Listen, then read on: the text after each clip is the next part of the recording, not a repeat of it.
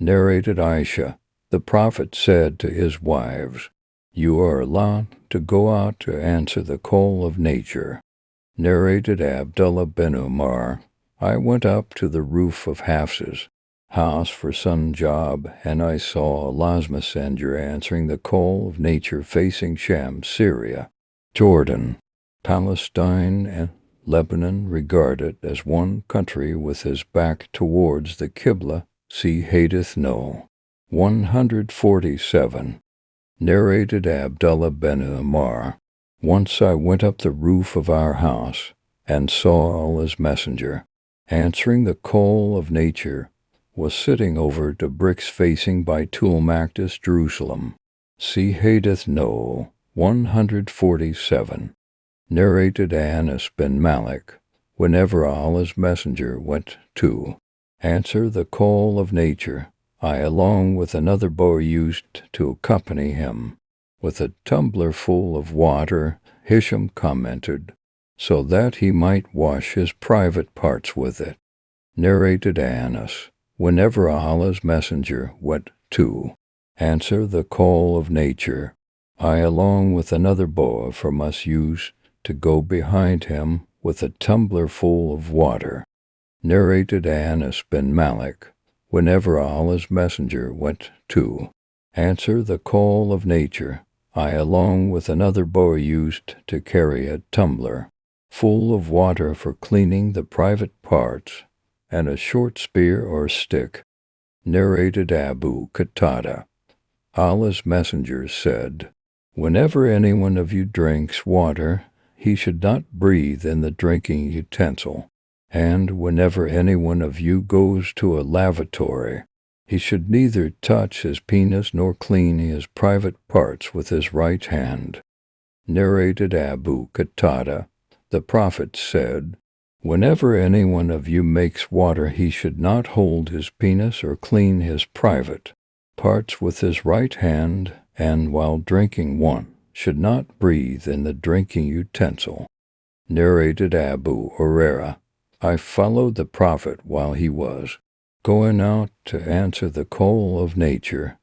He used not to look this way or that, so when I approached near him, he said to me, fetch for me some stones for cleaning the private parts, or said something similar, and do not bring a bone or a piece of dung. So I brought the stones in the corner of my garment and placed them by his side, and I then went away from him. When he finished from answering the call of nature, he used them. Narrated Abdullah, the Prophet went out to answer the call of nature and asked me to bring 3 stones. I found 2 stones and searched for the third, but could not find it, so took a dried piece of dung and brought it to him. He took the 2 stones and threw away the dung and said, this is a filthy thing. Narrated Ibn Abbas, the Prophet performed ablution by washing the body parts only once. Narrated Abdullah bin Zayd, the Prophet performed ablution by washing the body parts twice. Narrated Humran, the slave of Uthman, I saw Uthman bin Affan asking for a tumbler of water, and when it was brought, he poured water over his hands and washed them thrice, and then put his right hand in the water container and rinsed his mouth, washed his nose by putting water in it, and then blowing it out. Then he washed his face and forearms up to the elbows thrice, passed his wet hands over his head, and washed his feet up to the ankles thrice.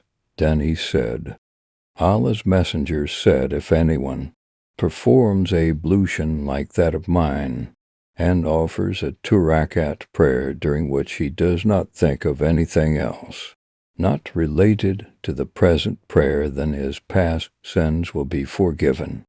After performing the ablution, Uthman said, I am going to tell you a hadith which I would not have told you had I not been compelled by a certain holy verse. The sub-narrator, Urwa, said, this verse is, Verily, those who conceal the clear signs and the guidance which we have set down to 159, I heard the Prophet saying, if a man performs ablution perfectly and then offers the compulsory congregational prayer, Allah will forgive his sins committed between that prayer and the next prayer till he offers it.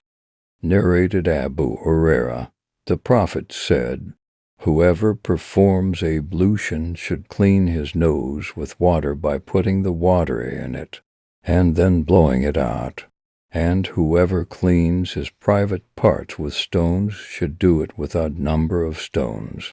Narrated Abu Huraira, Allah's Messenger said, if any one of you performs ablution, he should put water in his nose and then blow it out, and whoever cleans his private parts with stones should do so with odd numbers, and whoever wakes up from his sleep should wash his hands before putting them in the water for ablution, because nobody knows where his hands were during sleep. Narrated Abdullah bin Amr, the Prophet remained behind us on a journey. He joined us while we were performing ablution for the Asr prayer, which was overdue, and we were just passing wet hands over our feet, not washing them thoroughly, so he addressed us in a loud voice, saying twice, save your heels from the fire. Narrated Humran, the freed slave of Uthman bin Affan. I saw Uthman bin Affan asking for a tumbler of water to perform ablution, and when it was brought, he poured water from it over his hands and washed them thrice, and then put his right hand in the water container and rinsed his mouth and washed his nose by putting water in it and then blowing it out. Then he washed his face thrice, and then forearms up to the elbows thrice, then passed his wet hands over his head, and then washed each foot thrice. After that Uthman said, I saw the Prophet performing ablution like this of mine. And he said, if anyone performs ablution like that of mine and offers a 2-rakat prayer, during which he does not think of anything else not related to the present prayer, then his past sins will be forgiven. Narrated Muhammad ibn Ziyad, I heard Abu Huraira saying as he passed by us, while the people were performing ablution from a utensil containing water, perform ablution perfectly and thoroughly, for Balqasim the Prophet said, save your heels from the hellfire. Narrated Ubayd ibn Juraj, I asked Abdullah bin Umar, O Abu Abdurrahman, I saw you doing for things which I never saw being done by any one of you companions. Abdullah bin Umar said, what are those? O Ibn Juraj, I said, I never saw you touching any corner of the Kaaba except these to facing South Yemen, and I saw you wearing shoes made of tanned leather and dyeing your hair with henna, a kind of red dye. I also noticed that whenever you were in Mecca, the people assume Ihram on seeing the new moon crescent first of Dhul Hijjah. You did not assume the Ilal Ihram. Ihram is also called Ilal, which means loud calling, because a Murim has to recite Talbiyah loud when assuming the state of Ihram till the 8th of Dhul Hijjah day of Tarwiyah.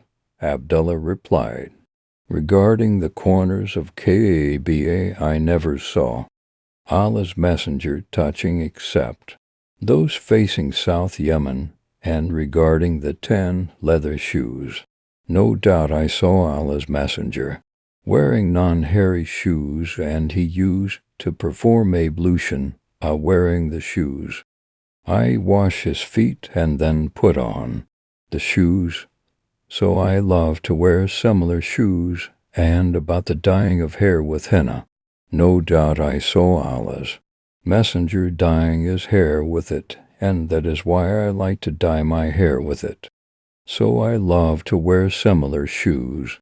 And about the dyeing of hair with henna, no doubt I saw Allah's Messenger dyeing his hair with it, and that is why I like to dye my hair with it. Regarding Ilal, I did not see Allah's Messenger assuming Ilal till he set out for Hajj on the 8th of Dhul Hijjah.